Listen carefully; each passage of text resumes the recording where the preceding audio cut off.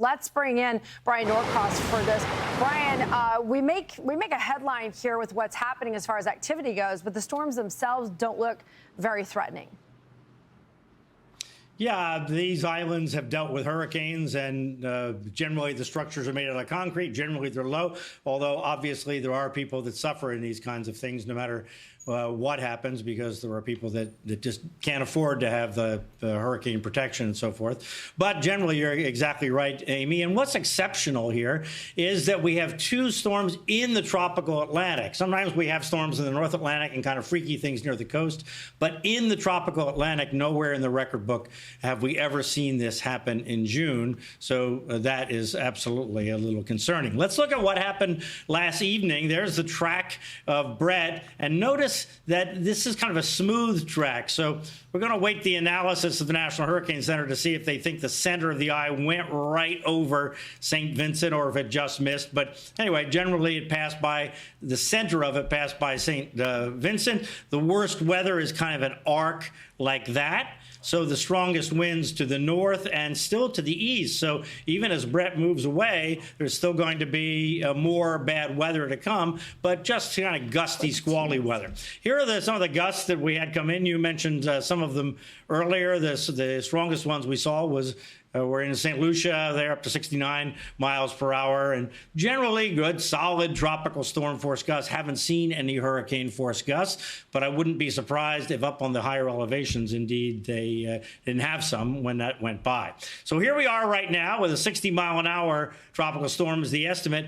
Pretty good flare-up notice of thunderstorms just to the north, moving to the west at 18, so moving away from the islands, but lots of weather still to come through the islands here through the day today. It's going to be tonight before it's gone. Here, when we analyze the tops of the clouds, you see this big cluster here right associated with the center, and then other clusters back here. But again, this is just kind of a tail, and it's going to really blow pretty good and good downpours, and then moving on away.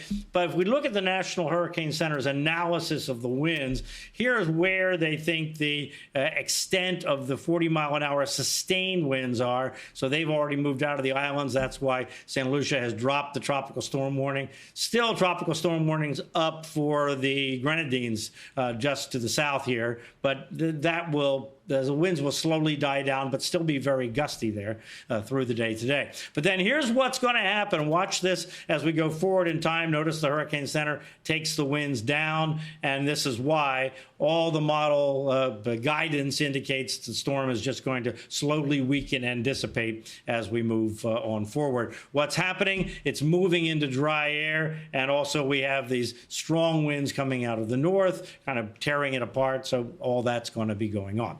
All right, off to the east. Here we go off to Cindy, and there is Cindy now. And you notice this is kind of the other situation. Here, the cluster of thunderstorms is over on the west side because the upper level winds are pushing this way with this one. And they're forecast to let up a little bit. We have a 45-mile-an-hour tropical storm. Forecast is for it to become maybe up to 60 miles an hour or so, something like that. But the track keeps it off the islands. As a matter of fact, the new models that come in even keep it farther away from the islands. There's the consensus now, so I wouldn't be surprised to see the new forecast track at 11 o'clock actually push it a little farther away. So looking good for these storms.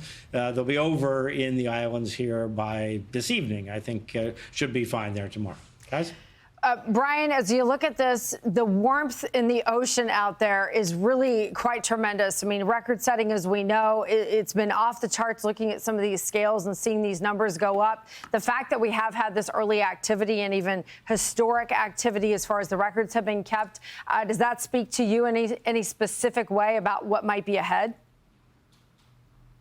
Well, it's concerning, certainly. I don't know about the hurricane season, honestly, Amy, because the Atlantic Ocean, if you look at, most of the North Atlantic, the part of the ocean that we're concerned about, it is so much warmer. The whole thing. I don't mean just in the tropical Atlantic. Tropical Atlantic has been warmer in the past, actually. But the whole ocean is so much warmer than anything we have ever seen. And in the last 40 years, we have really good records.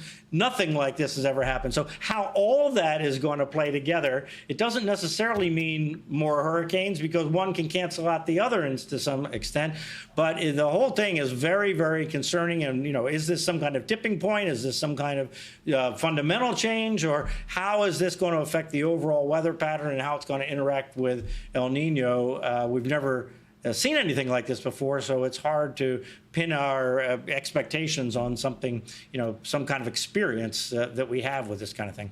Yeah, it certainly is fascinating, especially because we know that the Earth has to get this transfer of heat and transfer of energy to happen in some way. And so how it all unfolds will be very interesting for us to watch. Fox Weather's hurricane specialist Brian Norcross, thank you.